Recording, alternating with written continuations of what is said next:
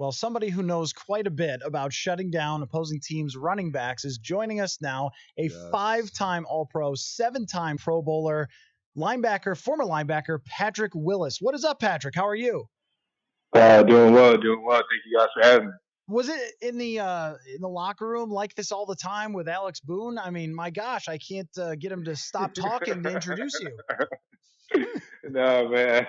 Alex was a great teammate. I love his spirit about football, and you always know that each day he showed up, he's gonna be ready to go.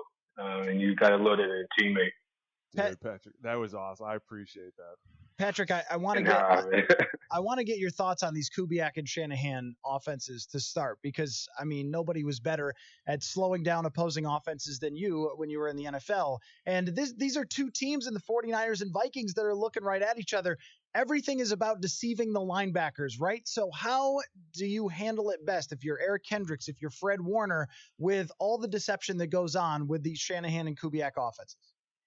Yeah, I would first say that, man, I did not do this. I did not play this game by myself, and I had some amazing teammates and defensive guys that I was able to play with, that we was able to work together to be able to slow down some of these offenses at times. And I feel like this game is going to be certainly be that type of atmosphere that the defensive line really going to have to come to play.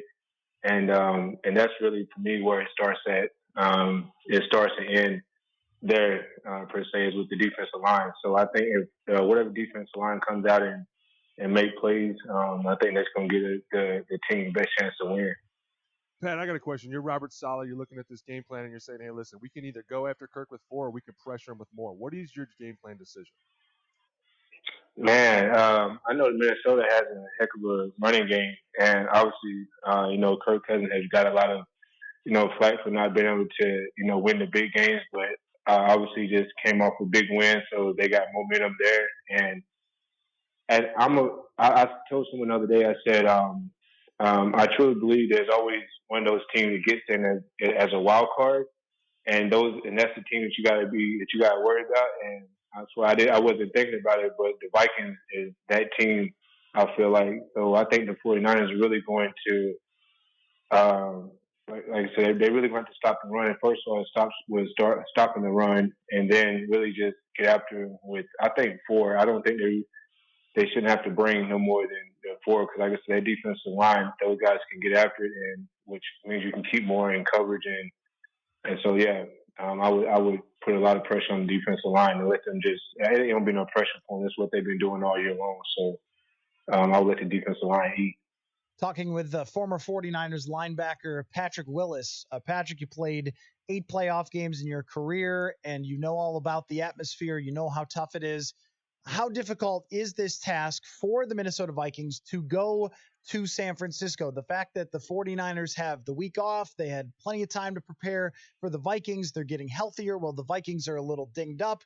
From you having been there, how challenging is that for Minnesota? I think it's going to be a big challenge. Obviously, the 49ers, they got the bye for a reason. They played tremendously well all season. They were very consistent across the board. So, again, I think the Vikings, coming off a big win, is huge for them, because they get to, ride that momentum, and the Niners have kind of been, setting and riding the momentum that they had winning the big game in Seattle. So, I think really it's gonna be a great game, and I think both teams are really going to be up for it. Me personally, I got the game being at least 7 points, either or. Of course, I'm gonna go with the Niners, but I'm thinking it's gonna be about a 7-point game, and one of those guys' favors. Dude, no question it's going to be a slugfest. So now say you're the Vikings defense and you're the middle linebacker, and you're looking at this 49ers offense. What on this offense scares you the most? Oh, shit. Man, Coach Shanahan, I won't lie. I've always prided myself on truly trying to understand the offensive coordinators that we were playing against. And when I look at Shanahan's offense and the way those guys are played, they are very balanced. Obviously, they are a tremendous run team, but they can also throw the ball as well. And when Jimmy G is when he's on, he's on, and when he's off, I don't think he's off that much. But when he's on, man, it's gonna be a great day. So from the Vikings, you know, I was just looking to play a complete game. Like, I mean, there is no room to say, let's just only play stop the off. I mean, let's only stop the run and let them pass because they can do that. So I think really they're going to play a very balanced and a complete game across the board and get off the field on some third downs. That's going to be very, very critical as it is every week, but really, really critical for the Vikings to not let the offense, the 49ers offense, like just play like they can. Because if they do, it could be a long day. So you said that when Jimmy's on, he's on, but when he's off, he's off. How do they get him off? Is it off his spot? Is it hitting him? Is it pressuring him? Is it maybe dropping everybody and confusing him? Is it the exoticness? Boone, that's a great question, man. I feel like at times this year, and when I say the word off, I mean I don't mean that as in like Oh no, I know what like that. Like I said, okay. No, you're good. I already sent the clip to Pro Football Talk. I'm sorry, No, Patrick. No, It's going to be a headline now. No, because I'm a Jimmy G fan. But no, I said to say that, Boone, man, I really feel if they can, I was gonna say if they can stop it and make him throw, then they got a great chance. But I really just feel like he's just one of those games you just gotta watch him, and he has times where he just like that. I don't know if it just have moments in there to where you see some throws or you see that they just can't complete some passes or some overthrows here and there, and you just feel like, oh man, this could be one of those days. And coming off the bye week, coming against the Vikings, I hope this ain't the game that he kind of just okay shows up, and because I think this Vikings team is a little bit more than capable of if you're not careful, of getting this win. And like I said, and when you're in the playoffs, man, like it's a different level. It's a different animal too. So no mistakes. You can't afford to be off a little bit. So I guess just trying to see as the game kind of flows, but it'll be a good one, I'm hoping.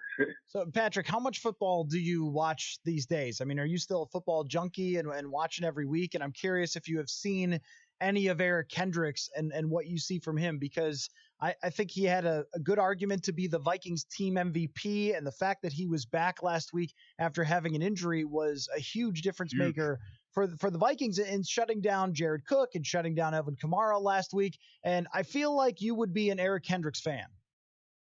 Yeah. I really, this year was the first year I kind of got back into, probably watching football a little bit more than I had been. After I retired, I just kind of away from the game a little bit. Just wanted to, kind of separate it and just, break. I call it like break loose from it, so it don't feel like you can't be without it. So now, I can watch the game and just kind of see it more from I don't want to say analytical point of view, but someone who's played it and now can just kind of sit back and watch it and be like, this is the things I see. But with that being said, I haven't got a chance to watch a lot of Eddie Kendricks. Is it Eddie? Eric, yeah. Eric, I can tell you haven't. Excuse me. Yeah. I haven't watched a lot of them, but I know I had heard, he was one of the younger. He was part of that younger group of linebackers that were very prominent and can be a good player. And obviously, it sounds like he's doing that and playing really well. So I just look to see good defense. At all times, that's always a good sight to see some young linebackers playing and making plays. So I just don't want to make too many against our guys, but obviously I want them to play well. I got a question for you. Moving along from this game a little bit, and this goes back to early in our career together. But you were coached by a guy named Mike Singletary, and I want to know, what was it like to be coached by obviously one of the greatest linebackers in the history of the league? And not only that, but was there any ever pressure from him? Maybe that he didn't even push on you, but you just felt from naturally being around him. Yeah. Man, Coach Singletary was a very, very intense coach, but his love for the game, but also his love for just you as a person. You could feel both. And with him, I was very fortunate to have him. I won't lie to you. Not every day uh, was fun in that say because you gonna have to grind and you gonna have to work from that standpoint where you just like you're looking at the other positions and everybody else laughing and cutting up during warm ups and Oh yeah, individual drills and we're about over there ready to die. I And I'm remember, like, dude. man. But with that being said, I've told people this before. Short story, real quick. That when my first training camp with Coach Singletary, I didn't watch you guys. I was like, man, I don't know if this is gonna be it. I mean, my first play, I get cussed out. It's a toss to Frank. Larry Allen almost like killed me. I tried using the same techniques I used in college, and Coach Singletary he just went off. And I never forget that day was one of the most frustrating days to me. And that night we was in meetings, and he asked a question, and he was like, he asked a question. He said, "How's everybody feeling? Anything on your mind?" And I remember I just kind of they didn't bring me in on a visit, so I wasn't sure. I was just like, I got something on mind. I got real personal, and I just I just started talking, right? And long story short, after it was all over with, him and I stayed over and we talked. And one of the things that he left me with that I'll never forget, he's like, son, you asking questions. I get your heart. He said, I know what you meant. He said, but you asking questions uh, that can only be earned. You got to earn the right to be great. It's not given. You got to earn that. And I never forget leaving that meeting and telling myself that whatever it takes to be one of the best, I'm gonna make sure I go out and I'm gonna put forth all the effort. And each day he made sure that you came ready to practice and he was gonna get better. So I was grateful to have a coach like that really just, like I say, he didn't necessarily.